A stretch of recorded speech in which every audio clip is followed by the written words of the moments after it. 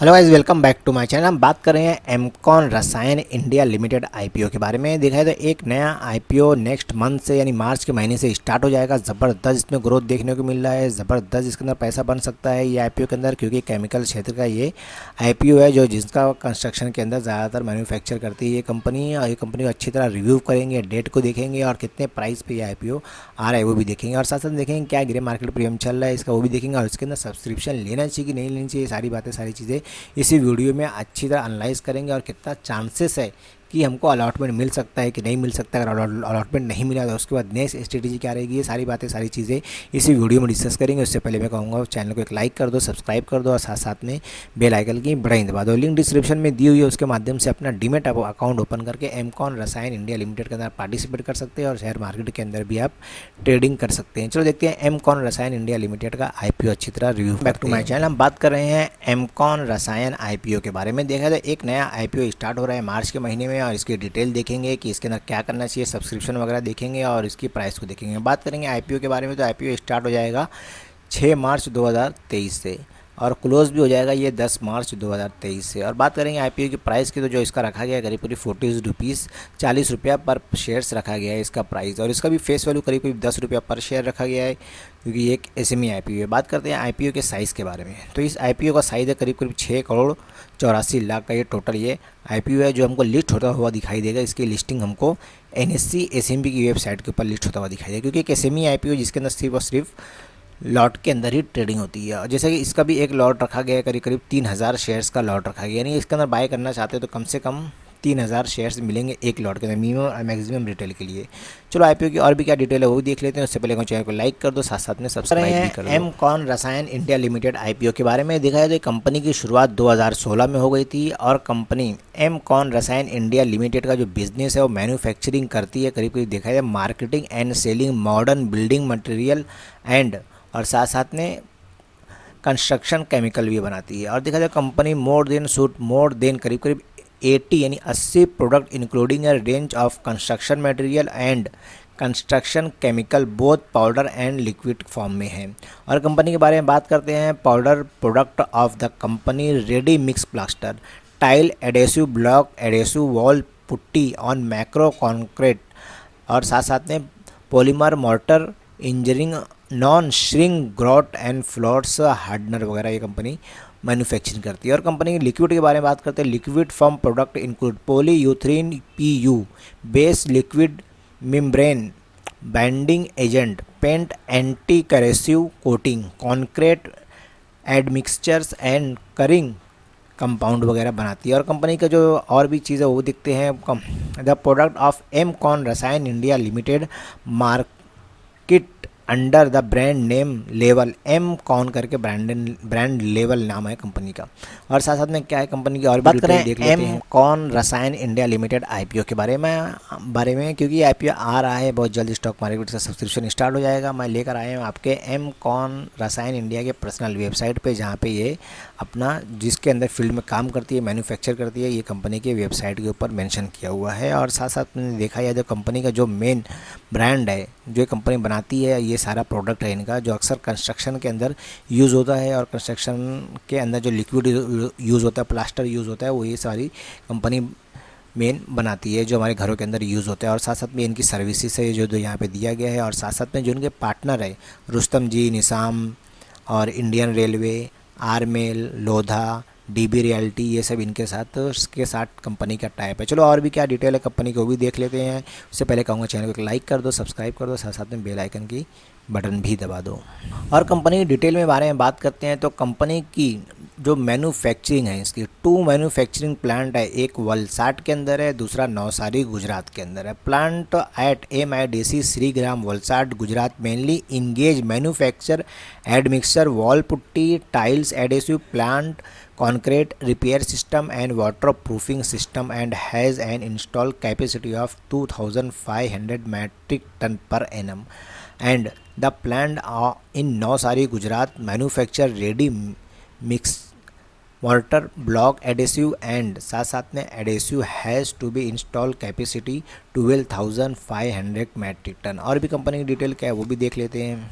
और कंपनी के और डिटेल के बारे में बात करते हैं तो जैसे कंपनी का टॉप 10 प्रोडक्ट है वो भी देख लेते हैं जो एमकॉन ब्रांड के अंडर में आता है। जैसे सबसे पहले हुआ Emcon magic coat WP, Emcon magic coat PW white, Emcon mortar, Emcon macro, Emcon polymer, मतलब ये सब देखा जाए तो एक तरह से कंपनी के टॉप 10 प्रोडक्ट है जिसके अंदर से एम कॉन रेडी प्लास्टर वगैरह हुआ और साथ साथ में आखिर में जो दिया हुआ है एम कॉन फ्लोर मेटेलिक्स वगैरह है कंपनी का। मतलब एक सारी ये कह सकते हैं कंपनी की जो मेन बिजनेस है मैन्युफैक्चर है वो करती है करीब करीब देखा जाए मटेरियल इन कंस्ट्रक्शन और साथ साथ में केमिकल पाउडर और केमिकल लिक्विड फॉर्म में कंपनी मैन्युफैक्चर करती है। चलो कंपनी की फाइनेंशियल चीज़ देख लेते हैं। मेन चीज़ का फाइनेंशियल रहता है कोई भी आईपीओ का।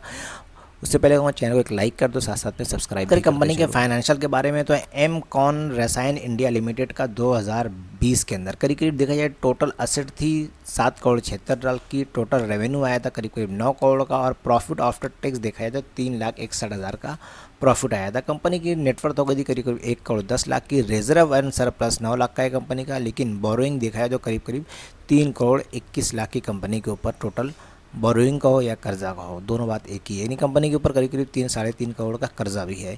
और देखा जाए तो मार्च 2021 के अंदर टोटल असेट हो गई थी कंपनी की 8 करोड़ 31 लाख की, टोटल रेवेन्यू आया था करीब करीब 9 करोड़ का, प्रॉफिट आफ्टर टैक्स बढ़ के 3 करोड़ से 18 करोड़ का हो गया था। नेटवर्थ कंपनी की 1 करोड़ से 1 करोड़ 78 लाख हो गई थी। और बात करते हैं रिजर्व और सरप्लस की तो करीब करीब 28 लाख के रिजर्व एंड सरप्लस थे कंपनी के पास, लेकिन कंपनी का देखा जाए कर्जा भी करीब करीब 3 करोड़ 46 लाख का हो गया, यानी कर्जा कंपनी का बढ़ते चला जा रहा है। और बात करते हैं मार्च 2022 के बारे में तो कंपनी का टोटल असेट हो गई थी करीब करीब 14 करोड़ की हो गई थी और टोटल रेवेन्यू आया था 9 करोड़ से बढ़ के डायरेक्ट 19 करोड़ का डायरेक्ट कंपनी का रेवेन्यू बढ़ गया था। ज़बरदस्त रेवेन्यू में ग्रोथ देखने को मिल रही है।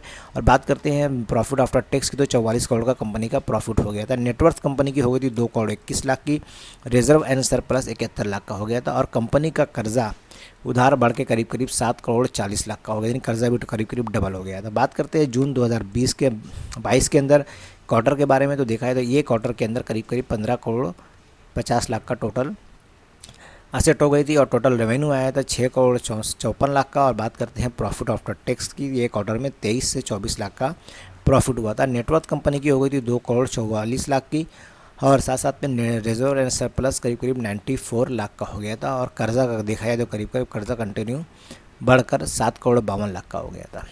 चलो कंपनी की और भी क्या डिटेल है एक बार प्रॉफिट और आफ्टर टैक्स को भी एक बार प्रॉफिट आफ्टर टैक्स की तो एक बार और देख लेते हैं। ईयर ऑन ईयर अगर प्रॉफिट देखा जाए तो कंपनी का फर्स्ट ईयर करीब करीब 3 लाख का प्रॉफिट हुआ था, उसके बाद डायरेक्ट 18 लाख का प्रॉफिट हो गया और डायरेक्ट 2022 के अंदर हमको 44 लाख का प्रॉफिट देखने को मिला। और ये क्वार्टर में सेकंड क्वार्टर जून क्वार्टर में डायरेक्ट कंपनी का 23 लाख का प्रॉफिट हुआ। ईयर ऑन ईयर प्रॉफिट में ज़बरदस्त ग्रोथ देखने को मिली। और एक साथ कंपनी का अगर रेवेन्यू देखा जाए तो 9 करोड़ हुआ फर्स्ट ईयर में, उसके बाद भी 9 करोड़ हुआ डायरेक्ट उस कंपनी का 2022 के अंदर 19 करोड़ का रेवेन्यू हुआ। ईयर ऑन ईयर रेवेन्यू भी हमको ग्रोथ देखने को मिला।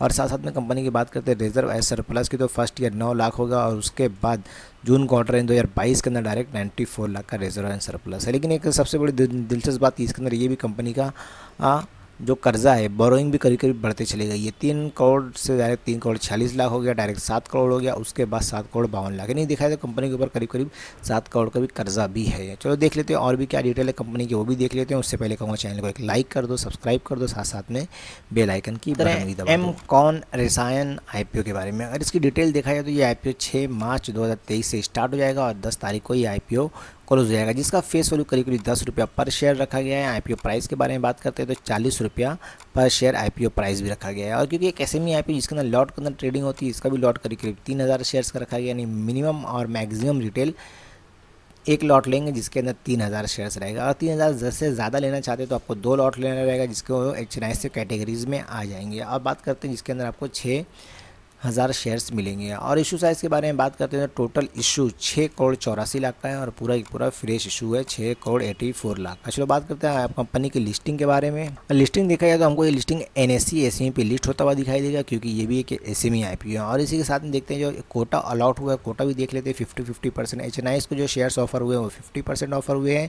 हम जैसे आप जैसे जो रिटेल इन्वेस्टर को भी इसके अंदर 50% शेयर्स दिया गया है। चलो देख लेते हैं कंपनी की लॉट साइज़ क्या है वो भी देख लेते हैं। हैं और कितने पे कंपनी डेट वगैरह क्या है वो भी देख लेते हैं। उससे पहले कहूँगा चैनल को लाइक करते चलो, साथ साथ में सब्सक्राइब भी करते चलो। एमकॉन रसायन आईपीओ के टेंटेटिव टाइम टेबल के बारे में। टेंटेटिव टाइम टेबल एक बार देख लेते हैं, कंपनी की मेन डेट वगैरह क्या है। अगर कंपनी जैसे मैंने बताया कंपनी की ओपनिंग हो जाएगी यानी सब्सक्रिप्शन स्टार्ट हो जाएगा कंपनी का आईपीओ का 6 मार्च 2023 से, और 10 मार्च 2023 को आईपीओ क्लोज हो जाएगा। उसके बाद मेन डेट आती है, मेन जिज्ञासा जागती है कि हमको अलॉटमेंट कब मिलेगा, अलॉटमेंट कैसे करेंगे, तो वीडियो के माध्यम से बता दूंगा।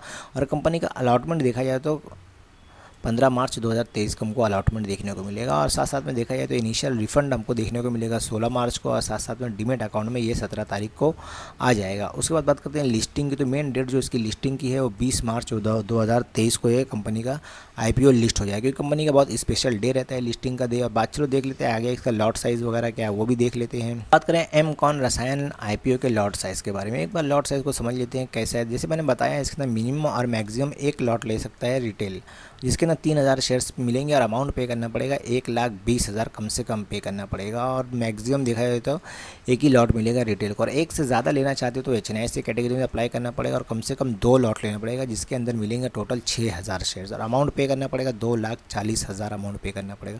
फिलहाल अभी देखा जाए इसके अंदर प्रमोटर जो होल्डिंग है 91% इसके अंदर प्रमोटर होल्डिंग है। आईपीओ आने के बाद कितनी होती है, और आईपीओ जब लिस्ट होगा तो वीडियो के माध्यम से बता दूंगा कि इसके अंदर कितनी इसकी होल्डिंग बचती है। और वीडियो पसंद आए चैनल को लाइक कर दो, सब्सक्राइब कर दो, साथ साथ में बेल आइकन की बटन दबा दो। लिंक डिस्क्रिप्शन में दी हुई है, उसके माध्यम से अपना डीमैट अकाउंट ओपन करके एमकॉन रसायन आईपीओ के अंदर भी पार्टिसिपेट कर सकते हो और शेयर मार्केट के अंदर भी पार्टिसिपेट कर सकते हो। Okay, thank you.